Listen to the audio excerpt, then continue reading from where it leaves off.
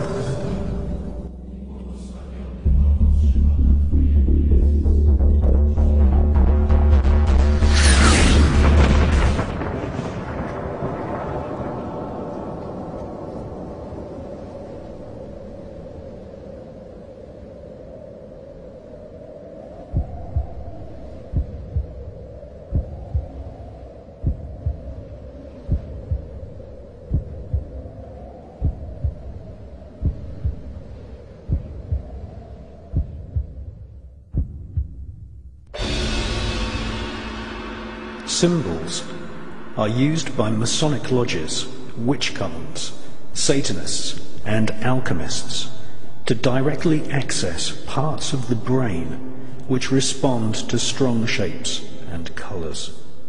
Just as the saying goes, a picture paints 1,000 words, so magical symbols can be used to convey a multi-layered message or command.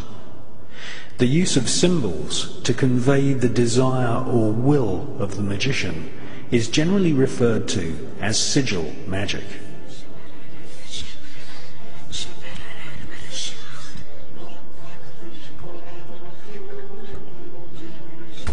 To make a magical sigil, you first write down your desire or spell. You then remove all vowels and all repeating consonant letters. You then rearrange the remaining letters into an easily remembered symbol. This symbol, or sigil, contains the original spell.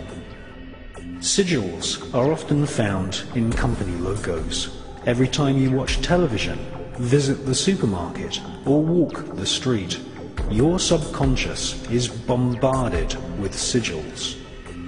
In fact, you are living in one giant sigil.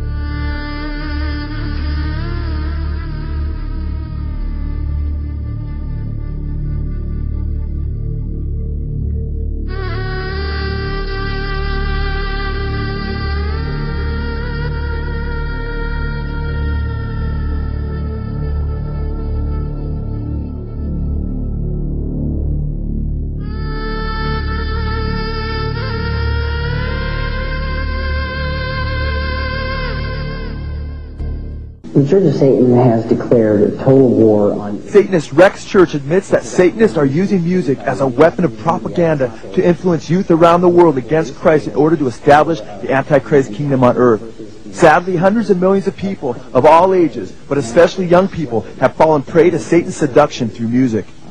Art, music, writing, effectively what we call propaganda, the dissemination of information to influence what we call iron youth.